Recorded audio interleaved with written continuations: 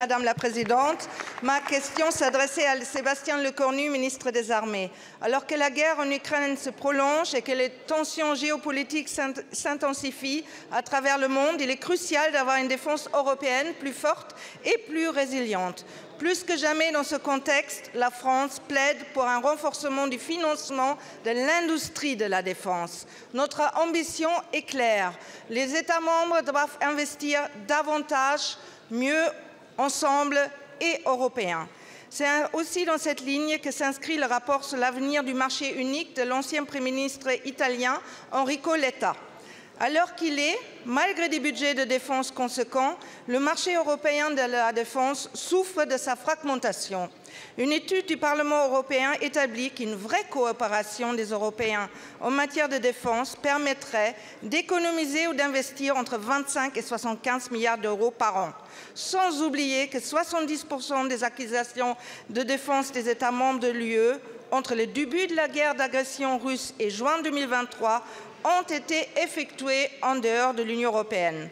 Pour le groupe démocrate, il est prioritaire que les États membres s'engagent dans cette direction.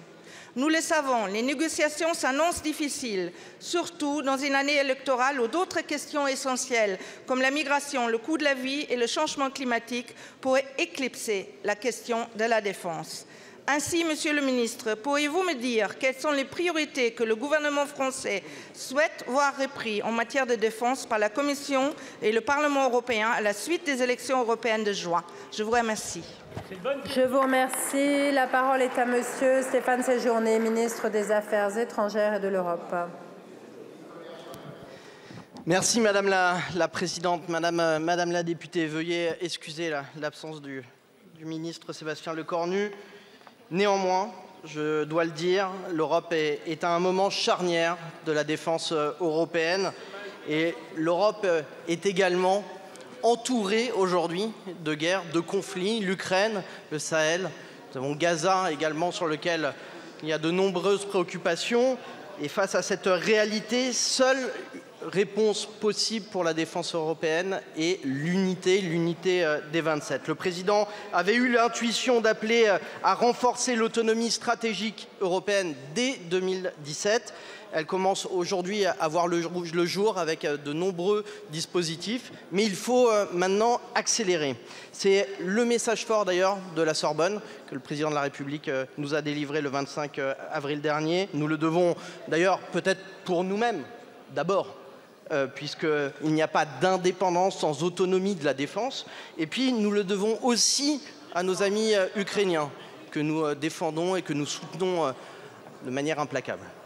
Cela passe également, et vous l'avez signalé Madame la députée, par le rapport Letta qui dresse des perspectives très importantes, je dois le dire, pour réduire nos dépendances, pour renforcer notre base industrielle. Mais peut-être un message est important. Il faut avancer notamment en assumant la préférence européenne de manière claire.